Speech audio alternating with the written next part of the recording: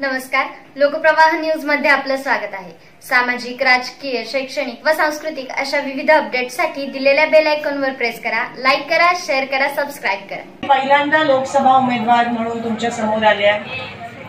मी 15 वर्ष आमदार आहे बाजूच्या मतदारसंघात, शहर मध्य म्हणून मी 15 वर्ष आमदार आहे। पण पहिल्यांदा मी खासदारकीची खूप मोठी निवडणूक लढत आहे, तर तुमचा आशीर्वाद घ्यायला आले। कारण मागच्या 10 वर्षात बीजेपीचे खासदार होते सोलापूर लोकसभेत आणि त्या बीजेपीमुळे सोलापूरचं नुकसान झालं। कारण ते म्हणालेले 15 लाख जमा करतील, त्यांनी 15 लाख काही जमा केले नाही। ते म्हणालेले महागाई कमी करतील, उलट महागाई वाढली। 300 रुपयाचं सिलेंडर 1200 रुपये झालं। ते म्हणालेले आम्ही 2 कोटी नोकरी देऊ, पण 2 मुलांना पण नोकरी मिळाली नाही आज आपल्या भागात। ते म्हणालेले की आम्ही पाणी देऊ, आज मोहोळ शहरामध्ये पाण्याची इतकी बिकट परिस्थिती आहे की टँकर शिवाय तुम्हाला पाणी पुरवठा होत नाहीये।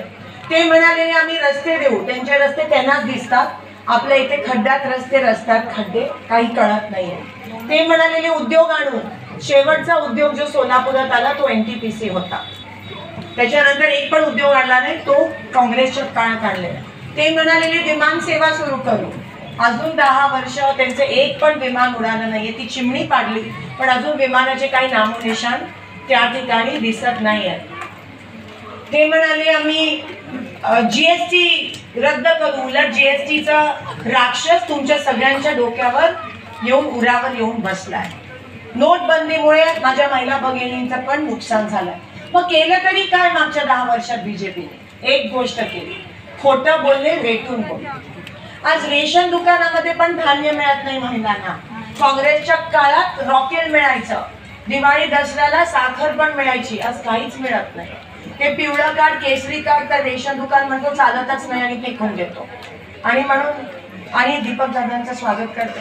आणि म्हणून यावेळेस आपल्याला बदल आणायचा आहे, यावेळेस आपल्याला काँग्रेसला मतदान करायचंय। मी उभी आहे, मी काम करते, मी दुसरं काही करत नाही।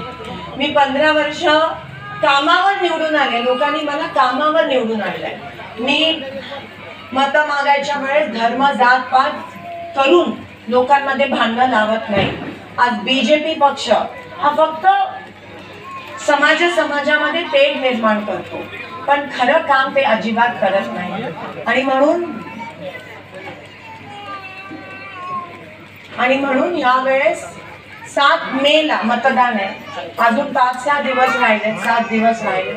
आपण सगळ्यांनी इंदिरा गांधीची सुकडी विसरू नका आणि इंदिरा गांधीचा हात विसरू नका। आता परत येतोय, जसं कर्नाटक आणि तेलंगणामध्ये तुम्ही तिथे हात आल्यापासून लाईट पण येते, इथे लोड शेडिंग आहे, लाईट आहे तिकडे 2-2 तास। शेतकऱ्यांना भाव आहे, इथे शेतकऱ्यांचा अजून पीक विमा पण वाटप झाली नाही।